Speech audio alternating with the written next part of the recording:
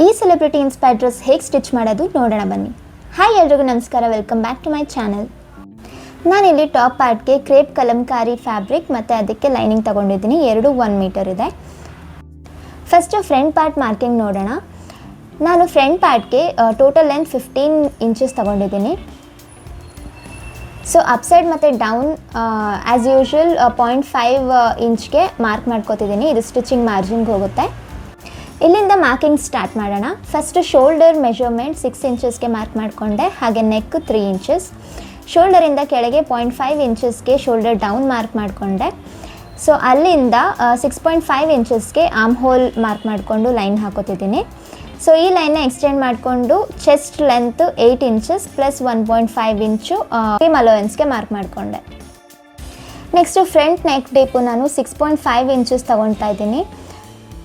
So ಅದಕ್ಕೆ ಒಂದು box create ಮಾಡಿಕೊಂಡು ನಿಮಗೆ ಇಷ್ಟ ಬಂದಿದ್ದು ಡಿಸೈನ್ನ ಮಾರ್ಕ್ ಮಾಡ್ಕೊಳ್ಳಿ. ನಾನಿಲ್ಲಿ ಈ ರೀತಿ ಡಿಸೈನ್ ಮಾಡ್ತಾಯಿದ್ದೀನಿ.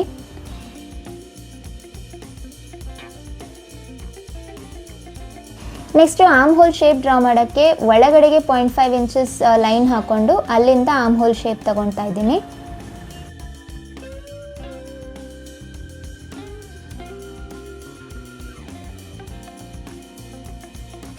ನೆಕ್ಸ್ಟು ಶೋಲ್ಡರಿಂದ ಬಸ್ಟ್ ಪಾಯಿಂಟ್ ಮಾರ್ಕ್ ಮಾಡ್ಕೋತಾ ಇದ್ದೀನಿ 10 ಇಂಚಸ್ಗೆ. ಮತ್ತು ಈ ಕಡೆಯಿಂದ 3.5 ಇಂಚಸ್ ನೋಡಿಕೊಂಡು ಮಾರ್ಕ್ ಮಾಡ್ಕೊಳ್ಳಿ. ಸೊ ನೋಡಿ, ಇದು 10 ಇಂಚಸ್ ಮತ್ತು ಈ ಕಡೆಯಿಂದ 3.5 ಇಂಚಸ್. ನೆಕ್ಸ್ಟು ವೇಸ್ಟ್ ಲೈನಿಂದ 3 ಇಂಚಸ್ಗೆ ಮಾರ್ಕ್ ಮಾಡ್ಕೋತಾ ಇದ್ದೀನಿ. ಸೊ ಅಲ್ಲಿಂದ ಈ ಪಾಯಿಂಟ್ನ ಕನೆಕ್ಟ್ ಮಾಡಿ ಒಂದು ಲೈನ್ ಡ್ರಾ ಮಾಡ್ಕೋತಾ ಇದ್ದೀನಿ. ನಾನು princess cut crop top create ಮಾಡ್ತಿರೋದ್ರಿಂದ 2 ಇಂಚಸ್ ಟಕ್ಸ್ಗೆ ಮಾರ್ಕ್ ಮಾಡ್ಕೋತಾ ಇದ್ದೀನಿ. ಮತ್ತು ಅಲ್ಲಿಂದ ಲೆಂತ್ 2 ಇಂಚಸ್ ಮಾರ್ಕ್ ಮಾಡಿಕೊಂಡು 2 ಲೈನ್ ಡ್ರಾ ಮಾಡ್ಕೊತಿದ್ದೀನಿ. ಇದು ಬಸ್ಟ್ ಲೈನ್ ಮತ್ತು ಅಂಡರ್ ಬಸ್ಟ್ ಲೈನ್ ಆಗಿರುತ್ತೆ. ಸೊ ಅಲ್ಲಿಂದ ನಾನು ಈ ರೀತಿ ಶೇಪ್ ತಗೋತಾ ಇದ್ದೀನಿ.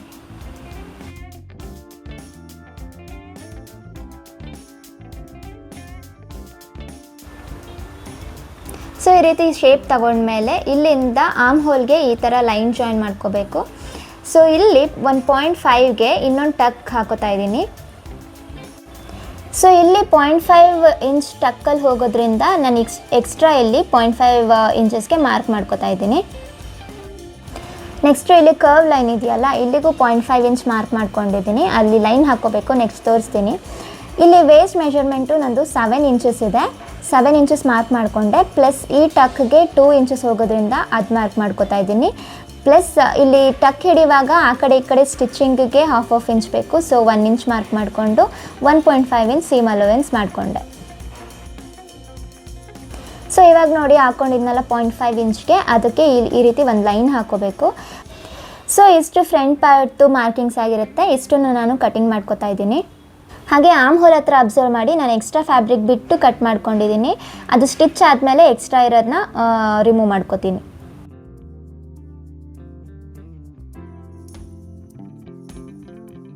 ನೆಕ್ಸ್ಟು ಇಲ್ಲಿ ಫ್ರಂಟ್ ವೇಸ್ಟ್ ಹತ್ರ ಕರ್ವ್ ಕೊಡ್ತಾ ಇದ್ದೀನಿ. ಈ ರೀತಿ ಶೇಪ್ ತಗೊಂಡು ಅದಕ್ಕೆ 0.5 ಇಂಚ್ ಮಾರ್ಜಿನ್ ಆ್ಯಡ್ ಮಾಡಿ ಅದನ್ನು ಕಟ್ ಮಾಡ್ಕೋತಾ ಇದ್ದೀನಿ.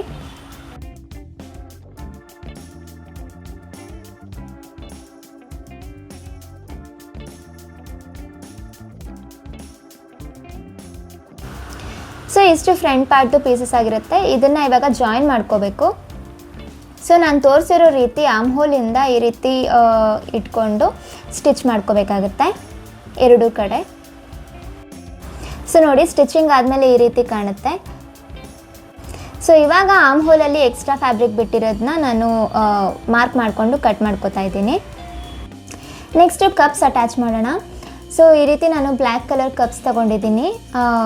ಇವಾಗ ಕಪ್ಸ್ದು ಸೆಂಟರ್ ನೋಡಿಕೊಂಡು ನಮ್ಮದು ಅಪೆಕ್ಸ್ ಪಾಯಿಂಟ್ ಅಂದರೆ ಬಸ್ಟ್ ಪಾಯಿಂಟ್ ನಾನು 10 ಇಂಚಸ್ಗೆ ಮಾರ್ಕ್ ಮಾಡಿದ್ನಲ್ಲ, ಅಲ್ಲಿಗೆ ನೀಟಾಗಿ ಅಲೈನ್ ಮಾಡಿಕೊಂಡು ಸ್ಟಿಚ್ ಮಾಡ್ಕೋಬೇಕಾಗುತ್ತೆ ನಾನು ತೋರಿಸಿರೋ ರೀತಿ.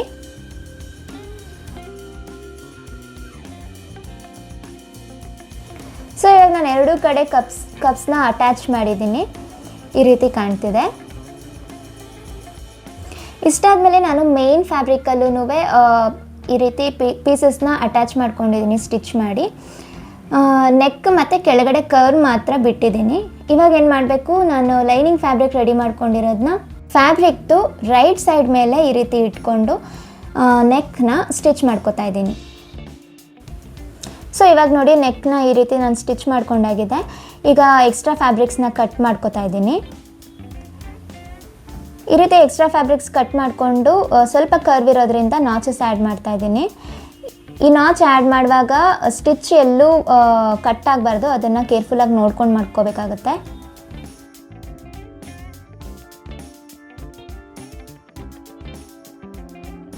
ನಾಚಸ್ ಆದಮೇಲೆ ನೆಕ್ಸ್ಟ್ ಸ್ಟೆಪ್ಪು ಈ ರೀತಿ ಇನ್ಸೈಡ್ ಔಟ್ ಟರ್ನ್ ಮಾಡ್ಕೋಬೇಕು.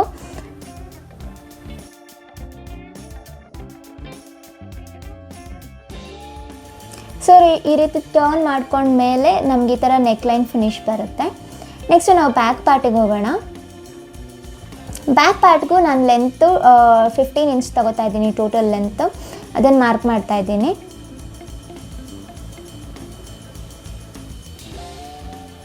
ನೆಕ್ಸ್ಟು ಸೇಮ್ ಫ್ರಂಟ್ ಪಾರ್ಟಿಗೆ ಹೇಗೆ ನಾನು ಮಾರ್ಕ್ ಮಾಡಿದ್ನೋ ಅದೇ ರೀತಿ ಇಲ್ಲೂ ಮಾಡ್ಕೋತಾ ಇದ್ದೀನಿ.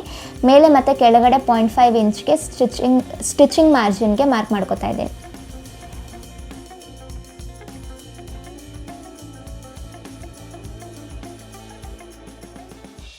ನೆಕ್ಸ್ಟು ನಾನು ಬ್ಯಾಕ್ ಸೈಡು ಜಿಪ್ ಅಥವಾ ಹುಕ್ ಹಾಕೋದ್ರಿಂದ 0.5 ಇಂಚಲ್ಲಿ ಮಾರ್ಕ್ ಮಾಡಿಕೊಂಡು ಅದ್ರ ಬಿಟ್ಟು ನೆಕ್ಸ್ಟಿಂದ ಮಾರ್ಕಿಂಗ್ ಸ್ಟಾರ್ಟ್ ಮಾಡ್ತೀನಿ. ಬ್ಯಾಕ್ ಓಪನ್ ಆಗಿರೋದ್ರಿಂದ 2 ಓಪನ್ ಸೈಡ್ ಫ್ಯಾಬ್ರಿಕ್ನ ಇಟ್ಕೊಂಡು ಒಟ್ಟಿಗೆ ಮಾರ್ಕ್ ಮಾಡ್ಕೋತಾ ಇದ್ದೀನಿ. ಸೊ ಇವಾಗ ಶೋಲ್ಡರ್ ಲೆಂತ್ ಮಾರ್ಕ್ ಮಾಡ್ಕೋತಾ ಇದ್ದೀನಿ. ಆ್ಯಸ್ ಯೂಶ್ವಲ್ ಫ್ರಂಟ್ ಹೆಂಗೆ ಮಾರ್ಕ್ ಮಾಡಿದೆ ಅದೇ ಥರ 6 ಇಂಚಸ್ ಮತ್ತು ನೆಕ್ 3 ಇಂಚಸ್ಗೆ ಮಾರ್ಕ್ ಮಾಡ್ತಾ ಇದ್ದೀನಿ.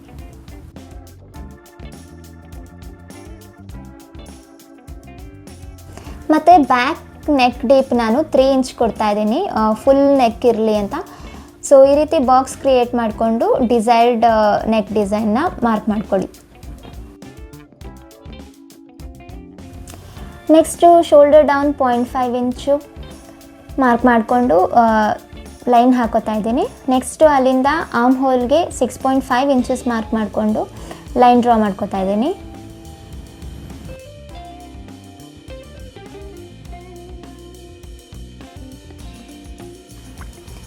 Next chest measurement 8 inches mark ಮಾಡಿಕೊಂಡು 1.5 ಇಂಚು ಸೀಮ್ ಅಲೋವೆನ್ಸ್ಗೆ ಮಾರ್ಕ್ ಮಾಡ್ಕೋತಾ ಇದ್ದೀನಿ.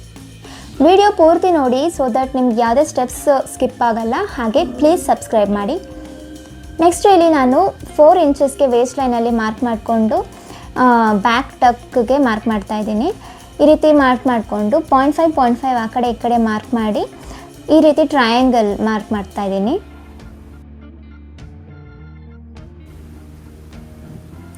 ಸೊ ಇಷ್ಟು ಬ್ಯಾಕ್ ಟಕ್ಗೆ ಹೋಗುತ್ತೆ. ನೆಕ್ಸ್ಟು ವೇಸ್ಟ್ ಮೆಷರ್ಮೆಂಟ್ 7 ಇಂಚಸ್ಗೆ ಮಾರ್ಕ್ ಮಾಡ್ಕೋತಾ ಇದ್ದೀನಿ. ನೆಕ್ಸ್ಟು ಈ ಟಕ್ಗೆ ಹೋಗೋದ್ರಿಂದ 1 ಇಂಚಸ್ ಎಕ್ಸ್ಟ್ರಾ ಮಾರ್ಕ್ ಮಾಡಿಕೊಂಡು 1.5 ಇಂಚಸ್ ಸೀಮ್ ಅಲೋವೆನ್ಸ್ಗೆ ಮಾರ್ಕ್ ಮಾಡ್ಕೋತಾ ಇದ್ದೀನಿ. ನೆಕ್ಸ್ಟು ಆರ್ಮ್ ಹೋಲ್ ರೌಂಡಿಂಗಿಗೆ 1 ಇಂಚ್ ಮಾರ್ಕ್ ಮಾಡಿಕೊಂಡು ಈ ರೀತಿ ಶೇಪ್ ಹಾಕೋತಾ ಇದ್ದೀನಿ.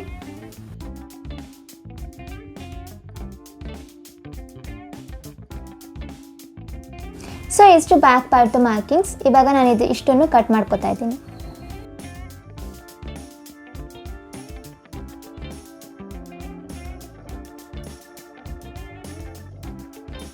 ಸೊ ಬ್ಯಾಕ್ ಪಾರ್ಟ್ ಲೈನಿಂಗ್ ರೆಡಿಯಾಗಿದೆ. ಇದನ್ನು ನಾನು ಮೇನ್ ಫ್ಯಾಬ್ರಿಕಲ್ಲೂ ಕಟ್ ಮಾಡ್ಕೊಂಡಿದ್ದೀನಿ.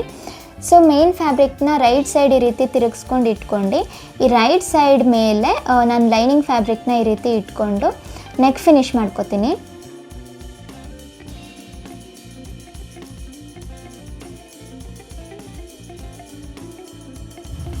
ಇವಾಗ ನಾನು ನೆಕ್ ಸ್ಟಿಚ್ ಮಾಡ್ಕೊಂಡು ಬಂದಿದ್ದೀನಿ, ಈ ರೀತಿ ಕಾಣುತ್ತೆ. ಸೊ ಇವಾಗ ಇಲ್ಲಿ ನಾಚಸ್ ಹಾಕ್ಕೊಂಡು ಇನ್ಸೈಡ್ ಔಟ್ ಟರ್ನ್ ಮಾಡ್ತೀನಿ.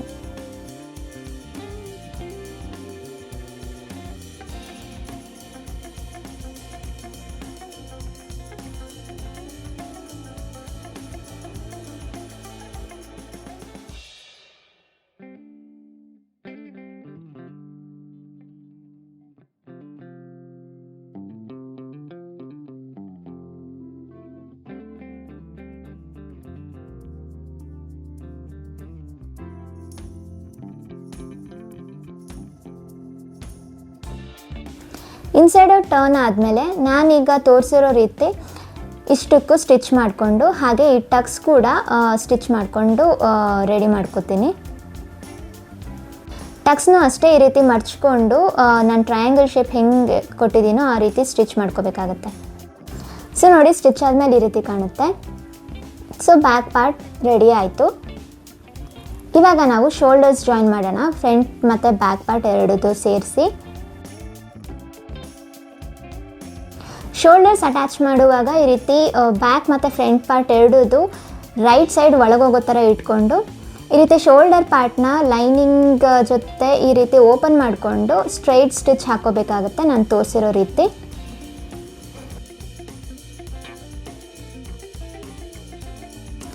ಸೊ ಇಲ್ಲಿ ಈ ರೀತಿ ಸ್ಟಿಚ್ ಮಾಡ್ಕೊಳ್ಳಿ. ನಾನು ತೋರಿಸಿರೋ ರೀತಿ ಸ್ಟಿಚ್ ಮಾಡ್ಕೊಂಡು ಬಂದಿದ್ದೀನಿ ಎರಡು ಕಡೆ.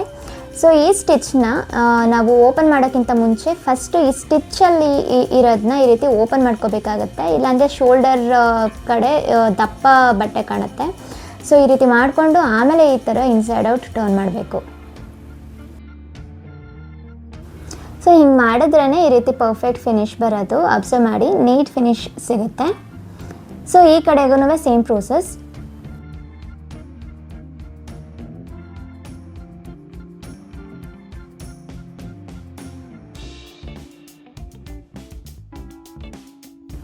ಶೋಲ್ಡರ್ಸ್ ಅಟ್ಯಾಚ್ ಆದಮೇಲೆ ಫ್ರಂಟ್ ಮತ್ತು ಬ್ಯಾಕ್ ಪಾರ್ಟ್ ಎರಡೂ ಈ ರೀತಿ ಓಪನ್ ಮಾಡಿಟ್ಕೊಂಡು ನಾನು ತೋರಿಸಿರೋ ಹಾಗೆ ಆಲ್ ಓವರ್ ಸ್ಟಿಚಸ್ ಹಾಕೋಬೇಕಾಗುತ್ತೆ.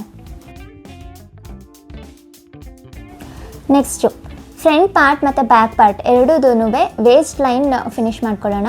ಸೊ ಅದಕ್ಕೆ ನಾನು ಈ ರೀತಿ ಬೆಲ್ಟ್ ಪ್ರಿಪೇರ್ ಮಾಡ್ಕೊಂಡಿದ್ದೀನಿ. ಅಪ್ರಾಕ್ಸ್ 1.5 ಮೀಟರ್ಸ್ ಇರುತ್ತೆ. ಸೊ ಇದನ್ನು ನಾನು ತೋರಿಸಿರೋ ಹಾಗೆ ರೈಟ್ ಸೈಡ್ ಮೇಲೆ ಸ್ಟಿಚ್ 1.5 ಇಂಚ್ಗೆ ಸ್ಟಿಚ್ ಮಾಡ್ತಾ ಬರಬೇಕು. ಈ ರೀತಿ ಸ್ಟಿಚ್ ಹಾಕೋಬೇಕು. ಫಸ್ಟು ಸ್ಟಿಚ್ ಹಾಕಿದ್ಮೇಲೆ ಒಳಗಡೆಗೆ ಈ ರೀತಿ ಡಬಲ್ ಫೋಲ್ಡ್ ಮಾಡಿ ಇನ್ನೊಂದು ಸ್ಟಿಚ್ ಹಾಕೋಬೇಕಾಗುತ್ತೆ. ಸೊ ನೋಡಿ, ಫಸ್ಟ್ ಸ್ಟಿಚ್ ಹಾಕ್ಕೊಂಡಿದ್ದೀನಿ 1.5 ಇಂಚ್ಗೆ. ಈ ರೀತಿ ಫಸ್ಟ್ ಸ್ಟಿಚ್ ಹಾಕೊಂಡ್ಮೇಲೆ ನಾನು ಇಲ್ಲಿ ಕರ್ವ್ ಕೊಟ್ಟಿರೋದ್ರಿಂದ ಸ್ವಲ್ಪ ನಾಚಸ್ ಹಾಕೋತಾ ಇದ್ದೀನಿ.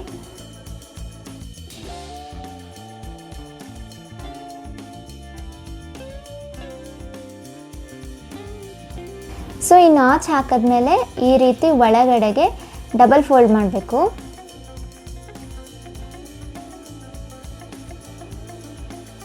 ಇವಾಗ ಮೇಲೊಂದು ಟಾಪ್ ಸ್ಟಿಚ್ ಹಾಕೋಬೇಕು. ಸೊ ನೋಡಿ, ನಾನು ಹೇಳಿದ ಥರನೇ ಫ್ರಂಟ್ ವೇಸ್ಟ್ ಮತ್ತು ಬ್ಯಾಕ್ ವೇಸ್ಟ್ ಫಿನಿಶ್ ಮಾಡ್ಕೊಂಡಿದ್ದೀನಿ. ನಾವು ವೇಸ್ಟ್ ಲೈನಲ್ಲಿ ಫಿನಿಶ್ ಮಾಡ್ಕೊಂಡ್ವಲ್ಲ, ಸೇಮ್ ಪ್ರೋಸೆಸ್ ಇಲ್ಲಿ ಆರ್ಮ್ ಹೋಲ್ಗೂ ರಿಪೀಟ್ ಮಾಡಿಕೊಂಡು ಫಿನಿಶ್ ಮಾಡ್ಕೋಬೇಕು. ಸೊ ಇವಾಗ ಎಲ್ಲ ಸೈಡ್ಸು ಸ್ಟಿಚ್ ಆಯಿತು. ಸೊ ಆರ್ಮ್ ಹೋಲ್ ನೋಡಿ ಈ ರೀತಿ ಫಿನಿಶ್ ಆಗಿದೆ.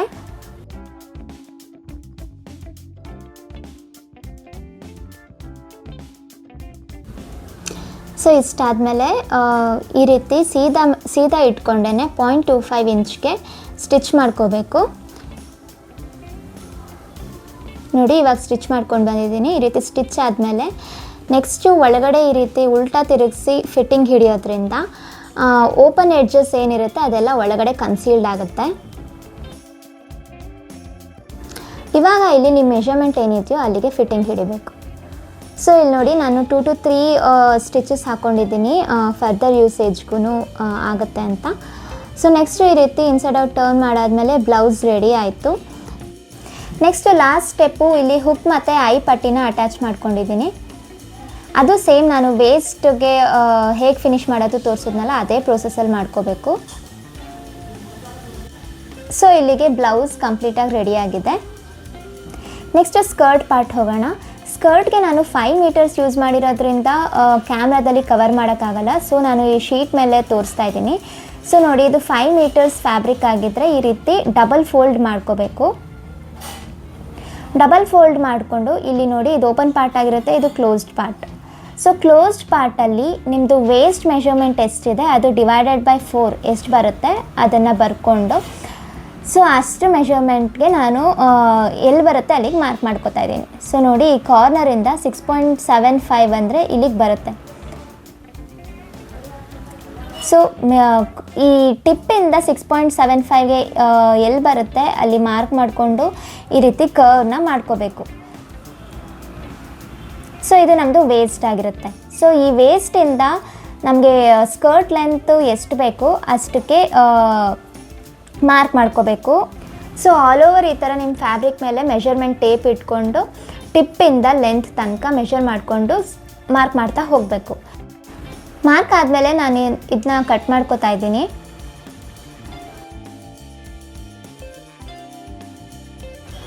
ಈ ರೀತಿ ಕಟ್ ಮಾಡಾದಮೇಲೆ 5 ಮೀಟರ್ಸ್ ತೊಗೊಂಡಿದ್ರೆ ನಿಮಗೂ ಈ ರೀತಿ ಫ್ಯಾಬ್ರಿಕ್ ಶಾರ್ಟೇಜ್ ಆಗುತ್ತೆ ಒಂದು ಕಾರ್ನರಲ್ಲಿ. ಅದನ್ನು ಮಿಕ್ಕಿರೋ ಕಟ್ ಮಾಡಿರೋ ಫ್ಯಾಬ್ರಿಕಲ್ಲಿ ಈ ರೀತಿ ಮಾರ್ಕ್ ಮಾಡಿಕೊಂಡು ಅಟ್ಯಾಚ್ ಮಾಡ್ಕೋಬೇಕಾಗುತ್ತೆ.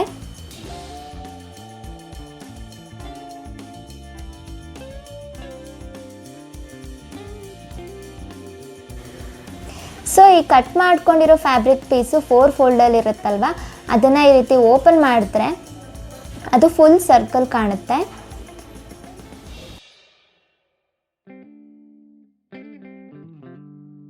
ನೋಡಿ ಈ ಥರ ಇರುತ್ತೆ. ನೆಕ್ಸ್ಟು ಎಲ್ಲೆಲ್ಲಿ ಶಾರ್ಟೇಜ್ ಆಗಿರುತ್ತೆ ಡ್ರೆಸ್ಸು ಅದಕ್ಕೆ ಈ ರೀತಿ ಪೀಸಸ್ನ ಆ್ಯಡ್ ಮಾಡಿಕೊಂಡು ಅಟ್ಯಾಚ್ ಮಾಡ್ಕೋಬೇಕಾಗತ್ತೆ.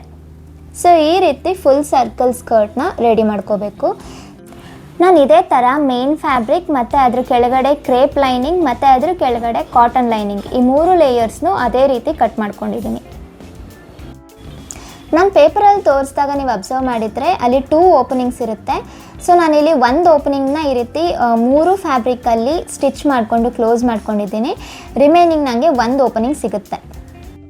ಸೊ ಇವಾಗ ಈ 3 ಬಟ್ಟೆದು ವೇಸ್ಟ್ ಲೈನ್ನ ಈ ರೀತಿ ಇಟ್ಕೊಂಡು ಸ್ಟಿಚ್ ಮಾಡಿಕೊಂಡು ಅಟ್ಯಾಚ್ ಮಾಡ್ಕೋಬೇಕಾಗುತ್ತೆ ನಾನು ತೋರಿಸಿರೋ ಹಾಗೆ.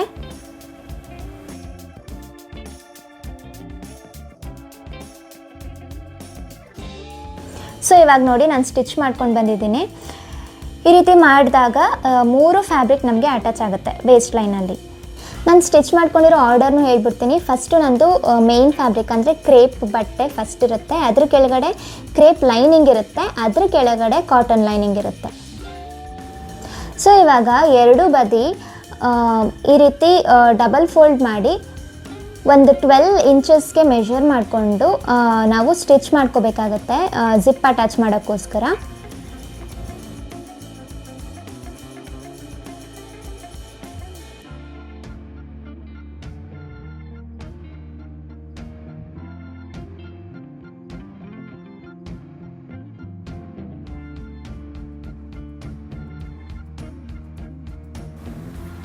ಸೊ ಇಲ್ಲಿ ನೋಡಿ 2 ಸೈಡೂ 12 ಇಂಚಸ್ಗೆ ಮಾರ್ಕ್ ಮಾಡಿಕೊಂಡು ಡಬಲ್ ಫೋಲ್ಡ್ ಮಾಡಿಕೊಂಡು ಸ್ಟಿಚ್ ಮಾಡ್ಕೊಂಡು ಬಂದಿದ್ದೀನಿ.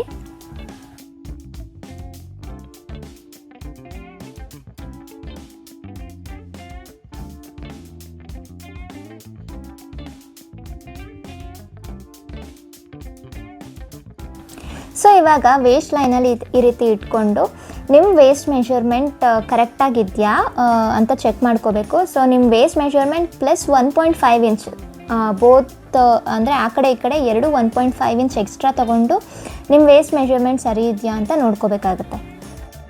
ಸೊ ನನ್ನ ಕೇಸಲ್ಲಿ 28 ಇಂಚಸ್ಸು ನೋಡಿ ಕರೆಕ್ಟಾಗಿ 28 ಇಂಚಸ್ ಇದೆ, ಮತ್ತು ಪ್ಲಸ್ ಎಕ್ಸ್ಟ್ರಾ 1.5 ಇಂಚ್ ಎರಡೂ ಕಡೆನೂ ಎಕ್ಸ್ಟ್ರಾ ತೊಗೊಂಡಿದ್ದೀನಿ.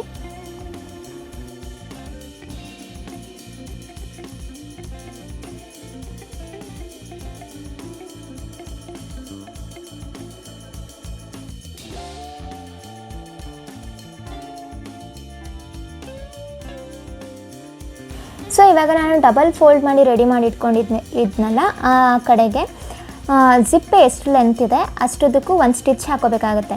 ಅಂದರೆ ನಾನು ಜಿಪ್ ಅಟ್ಯಾಚ್ ಮಾಡೋದು ಈ ಥರ, ನೀವು ಯಾವ ಥರ ಫಾಲೋ ಮಾಡ್ತೀರಾ ಹಾಗೆ ಮಾಡ್ಕೊಳ್ಳಿ. ಸೊ ನೋಡಿ ನಾನು ಜಿಪ್ ಲೆಂತ್ಗೆ ಒಂದು ಲೂಸ್ ಸ್ಟಿಚ್ ಹಾಕೋತೀನಿ ಫಸ್ಟು.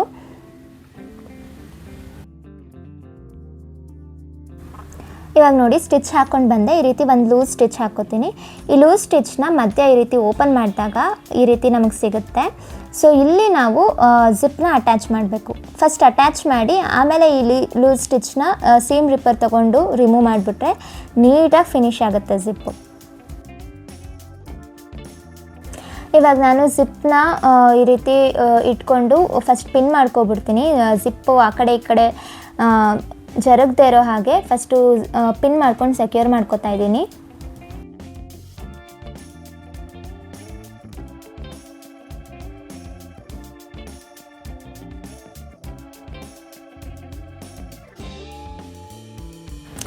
ಇವಾಗ ನಾವು ಜಿಪ್ಗೆ ಸ್ಟಿಚ್ ಹಾಕ್ಕೋಬೇಕಾಗುತ್ತೆ. ಈ ರೀತಿ ಟೀತ್ನ ಓಪನ್ ಮಾಡಿ ಟೀತ್ದು ವೆರಿ ಕ್ಲೋಸ್ಗೆ ಸ್ಟಿಚ್ ಹಾಕ್ಕೊಂಡು ಹೋಗಬೇಕಾಗತ್ತೆ.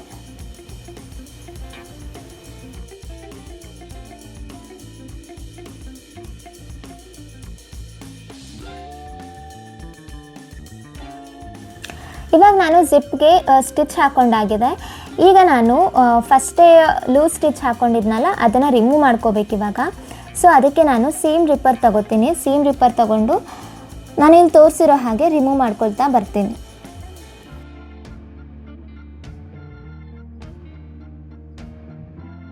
ಸೊ ಇವಾಗ ನೋಡಿ ಆ ಸ್ಟಿಚ್ಚನ್ನ ನಾನು ರಿಮೂವ್ ಮಾಡಿದೆ. ರಿಮೂವ್ ಮಾಡಾದ್ಮೇಲೆ ಜಿಪ್ಪು ಎಷ್ಟು ನೀಟಾಗಿ ಫಿನಿಶ್ ಆಗಿದೆ. ಟೀತ್ದು ಫುಲ್ ಕ್ಲೋಸಲ್ಲಿ ಸ್ಟಿಚ್ ಹಾಕ್ಕೋಬೇಕು ನಾನಿಲ್ಲಿ ತೋರಿಸಿರೋ ಹಾಗೆ. ಈ ರೀತಿ ಮಾಡಿಬಿಟ್ಟು ನಾವು ಜಿಪ್ನ ಕ್ಲೋಸ್ ಮಾಡಿದ್ರೆ ಎಷ್ಟು ಪರ್ಫೆಕ್ಟ್ ಫಿನಿಶ್ ಆಗಿರುತ್ತೆ ನೀವೇ ನೋಡಿ.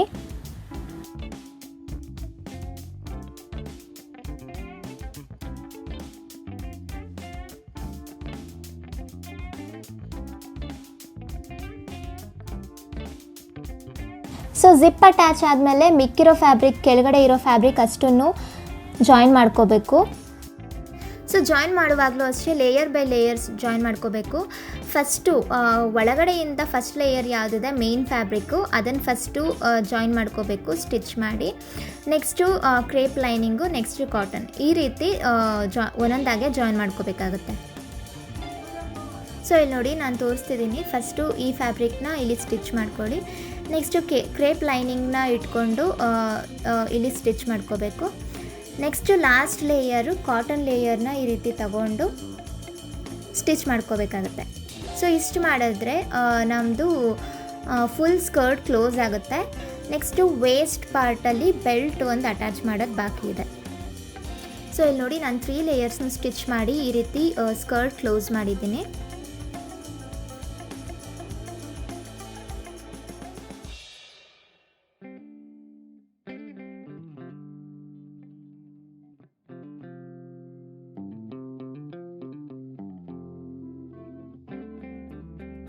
ಸೊ ಇವಾಗ ನಾವು ಬೆಲ್ಟ್ ಅಟ್ಯಾಚ್ ಮಾಡೋಣ. ಬೆಲ್ಟ್ ಅಟ್ಯಾಚ್ ಮಾಡೋಕ್ಕೆ ನಾನು ಈ ರೀತಿ ಮೇನ್ ಫ್ಯಾಬ್ರಿಕ್ಕು, ಕ್ರೇಪ್ ಫ್ಯಾಬ್ರಿಕ್ಕು ಮತ್ತು ಸ್ವಲ್ಪ ಆ ಫ್ಯಾಬ್ರಿಕ್ ಅರ್ಧದಷ್ಟು ಕಾಟನ್ ಫ್ಯಾಬ್ರಿಕ್ನ ಇಟ್ಕೊಂಡು ಒಂದು ಬೆಲ್ಟ್ನ ಮೊದಲೇ ಪ್ರಿಪೇರ್ ಮಾಡ್ಕೊಂಡಿದ್ದೀನಿ.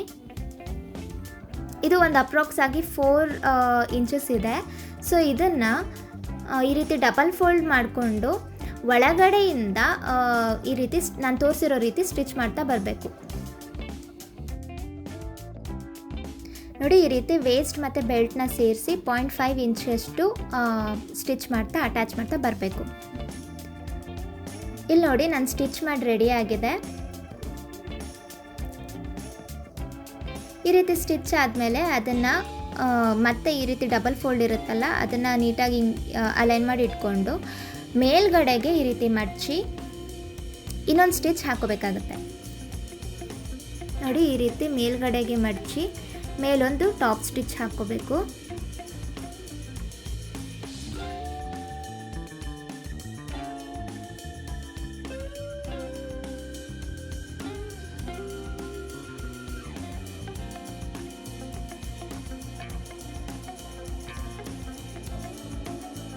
ಇಷ್ಟು ಮಾಡಿದ್ರೆ ನಮ್ಮ ಬೆಲ್ಟ್ ರೆಡಿ ಆಯಿತು.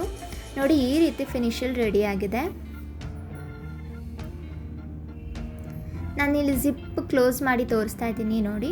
ಈ ರೀತಿ ಜಿಪ್ ಕ್ಲೋಸ್ ಮಾಡಿದ್ರೆ ಬೆಲ್ಟ್ ಈ ರೀತಿ ರೆಡಿ ಆಗುತ್ತೆ. ನಾನು ಎಕ್ಸ್ಟ್ರಾ ಫ್ಯಾಬ್ರಿಕ್ ಬಿಟ್ಕೊಂಡಿದ್ನಲ್ಲ ಅದು ನಾನು ಉಕ್ಸ್ ಹಾಕ್ತೀನಿ ಇಲ್ಲಿಗೆ. ಸೊ ಇಷ್ಟೇ ಸ್ಕರ್ಟ್ ಪಾರ್ಟ್ ರೆಡಿ ಆಯಿತು. ಕೆಳಗಡೆಗೆ 3 ಲೇಯರ್ಗೂ ಇಲ್ಲ ಪೀಕೋ ಮಾಡಿ ಇಲ್ಲ ಡಬಲ್ ಸ್ಟಿಚ್ ಮಾಡಿ ಸ್ಟಿಚ್ ಹಾಕ್ಕೊಳ್ಳಿ. ಇಷ್ಟ ಆದರೆ ಫಿನಿಶ್ ಆಯಿತು. ವಿಡಿಯೋ ಇಷ್ಟ ಆಗಿದ್ದರೆ ಪ್ಲೀಸ್ ಲೈಕ್ ಮಾಡಿ, ಶೇರ್ ಮಾಡಿ, ಹಾಗೆ ಸಬ್ಸ್ಕ್ರೈಬ್ ಮಾಡೋದು ಮಾತ್ರ ಪ್ಲೀಸ್ ಮರಿಬೇಡಿ. ಸೊ ಇದು ನನ್ನ ಫಿಟ್ ಚೆಕ್ ಆಗಿರುತ್ತೆ ಮತ್ತು ಇದು ನನ್ನ ಫೈನಲ್ ಲುಕ್. ಇಷ್ಟ ಆಗಿದ್ರೆ ಕಮೆಂಟ್ ಮಾಡಿ, ಲೈಕ್ ಮಾಡಿ, ಶೇರ್ ಮಾಡಿ. Thanks for watching.